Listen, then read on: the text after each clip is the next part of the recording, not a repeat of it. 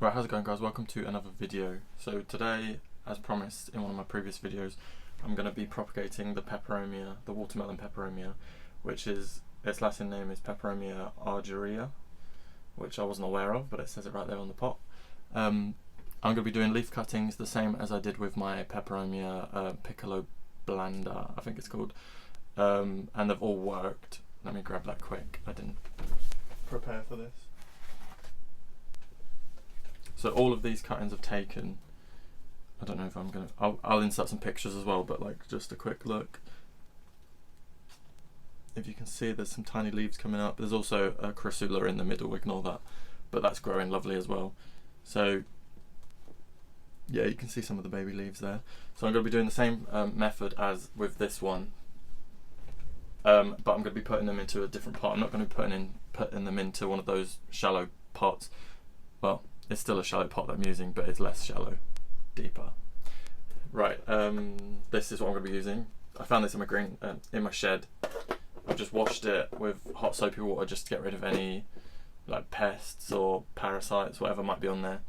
So that should be deep enough because I'm going to be cutting the leaves in half anyway and then putting them into the soil. So that should be fine. And then I've got the choice of having the lid on or taking it off, and it does have ventilation as well. So that's what I'm going to be using. And then substrate, I'm going to be using just multi-purpose compost with perlite in it. Nothing else, just multi-purpose compost and perlite. So I'm going to change the angle so that you can kind of see what I'm doing and where I'm cutting. And I'm going to absolutely butcher this because I'm going to cut a lot of the leaves off. It will grow back just fine, I know it will, just like my other peperomias. And I want to try and get the best leaves that I can, because according to the success I've had with those, hopefully, fingers crossed, this should give me quite a few new plants. And this one doesn't look very nice. It's like got such a bad form and a lot of the leaves are damaged, whereas if I grow my own ones, they're not going to get all butchered other than by me. But yeah, so I'll change the camera angle and come in closer. Right, so I've cut off one of the leaves here. This was the largest leaf on there, and the method that I'm going to be using, I've seen it done all different methods. A lot of people just put that in the that on its own in like some water and wait months for it to grow roots. Some people cut the stem off and place that in the soil, but I'm going to be cutting just above the stem on the leaf and then placing the majority of the leaf in the soil. So let's try to do that. I didn't bring a plate up, so I've just got paper. So I'm just going to cut right across just above where the stem comes out. So that's what I've got left to throw away. I could try and put that in some water and get that to grow. That probably will grow some roots. So maybe I'll try that. But this is what I'm really interested in. This one does have a rip in it, but it's just going to have to do. So that simply is just going to go straight into the soil. I could cut it again, which I'm not sure if I'll do. I think I'll do a couple large like this and then a couple smaller and try some different methods. Yeah, because this is going to take up quite a lot of space. So just make a trench in here. I'm leaving the soil quite loose just because I don't want it to be really compact around the base. I'm going to angle it this way just a little bit. So I'm angling the leaf so that the top of it is kind of facing up, just so that it's not leaning over itself and blocking the sun out for itself. Yeah, so I'm going to cut off a few of the bigger leaves here and do the same again. And my plant is going to look absolutely horrible after this, but there you go, another large leaf there. I might do this one a tiny bit shorter, so cut across here.